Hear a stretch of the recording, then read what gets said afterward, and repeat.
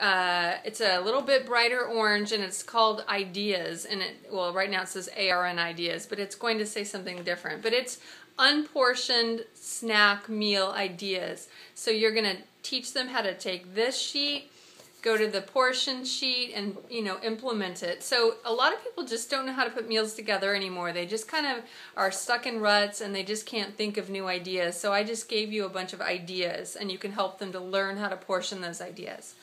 I have on the sheet, a sandwich size Ziploc bag, half, 3/4, or full of vegetables, and because that's so vague, I took a picture of a Ziploc bag that same size and explained to them what a half, 3/4, and full bag looks like. So FYI, people need that kind of, explanation.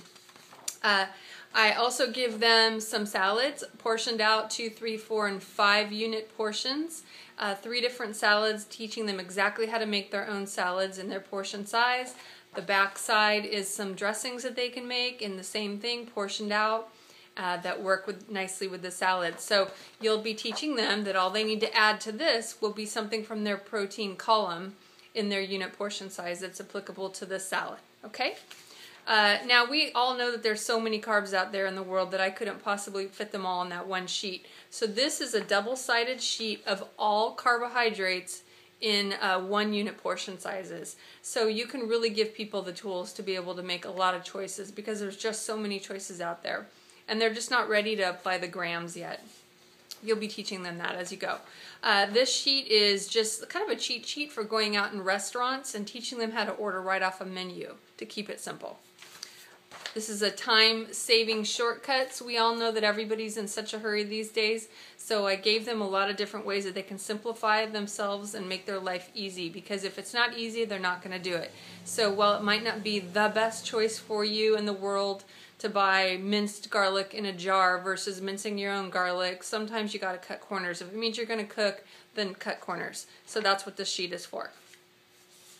I know people like pizza, and they like to make pizza for their families, and I even have a couple pizza recipes for them. So this sheet is talking about the best products that they can purchase on their own in the grocery store, or even a recipe to make their own pizza right here. This is a Subway menu. A couple takedowns ago, we gave this during the takedown challenge. It confused many people. Many people ate too many sandwiches, so we pulled it. It was on the website last time, but not after, I think it was after the 2nd week. But in this program, it's available to these people now. This is the most nutritious things I could find on the Subway menu. Subway is a nationally recognized restaurant or chain, so one of our clients owns 5, and she gave me the nutrition analysis of the entire menu, and I broke it down for them. So this is actually 3 pages, and it breaks down the things that work for me on their menu. Okay, that will help people a lot. A little sheet about what it is to eat clean. There's a magazine out there that I suggest you all buy and subscribe to. It's called Clean Eating Magazine. It's from Canada. It's an awesome magazine. They really will teach you a lot about nutrition, and the right way to go about nutrition and the right way to speak about nutrition, and it's very simple, and I think you'll really like the magazine. So this is their kind of their footprint that they talk about how to eat clean and the things to really look for, and so I put that in the packet. I put a food label in the packet as well. People do not know how to read food labels properly. They're very misguided by the manufacturers, and it's your job to teach them what to look for on a label. So this sheet is in there to help both of you. This is a progress report. This is the very last sheet in the packet, and every time you meet with the person, which will in the beginning be about every 2 weeks, you're going to put all their new measurements and their new plan basically on this sheet. And so you can document it, and they might end up with 2 or 3 of these by the time they're done with the program. So this is a really important sheet for them. I actually always make a copy for myself just in case they lose it. Then there's always a backup. And the last thing on this side of the packet is a little menu booklet, and this is kind of the most popular recipes that, recipe booklet, the most popular recipes that people chose from the Takedown Challenge that I thought would help people, and they're all broken down into unit portion sizes. There's like a tuna salad in there, there's some really simple things, some salads, some regular salads, some ahi, just some fun things, and people really appreciate the guidelines. So that's the program.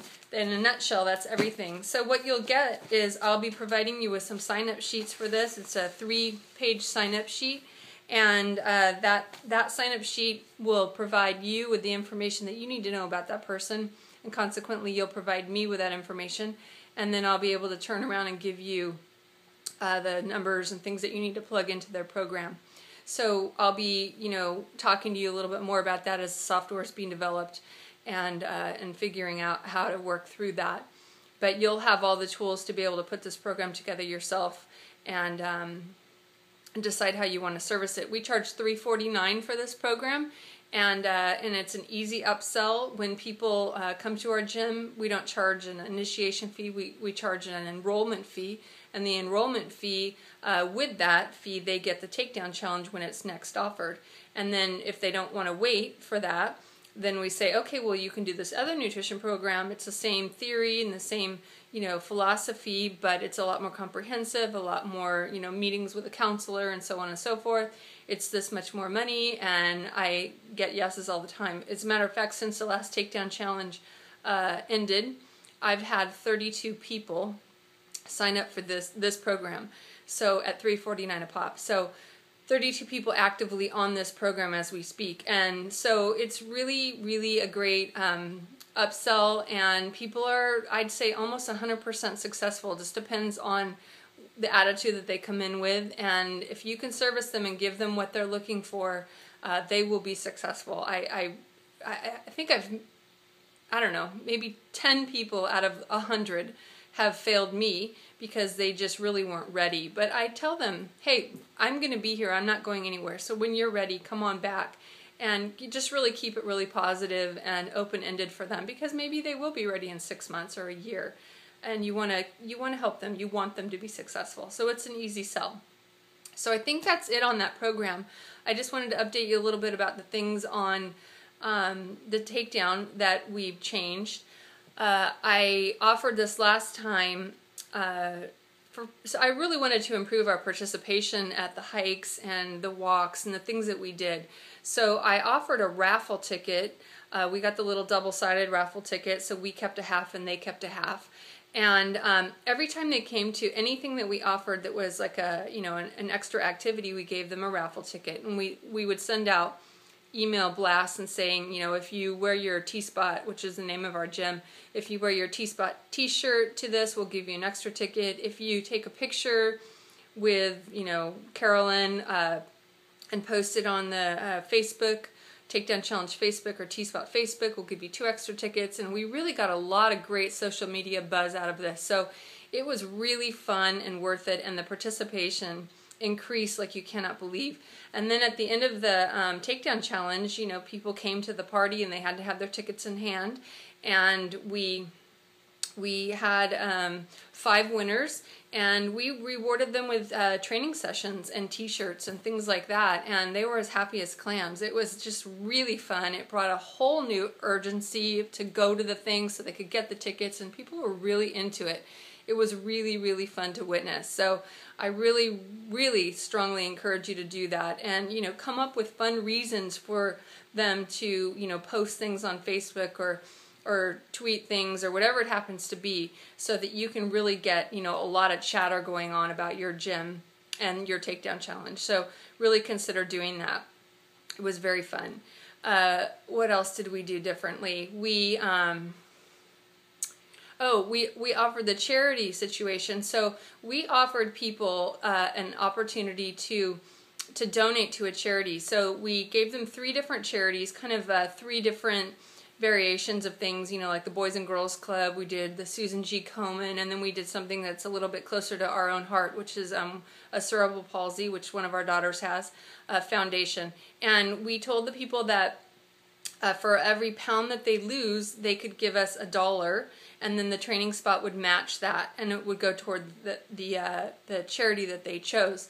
And then also with a raffle, we raffled off all the past Takedown Challenge cookbooks that I have accrued over all these years, and that basket alone made $520, and that all the proceeds from that went to the Cerebral Palsy Foundation. So we ended up writing checks for a little over $4,000 between the 3 different charities, and then, you know, that was on top of the people's money. So it was great, and people really loved it. It got us in the newspaper.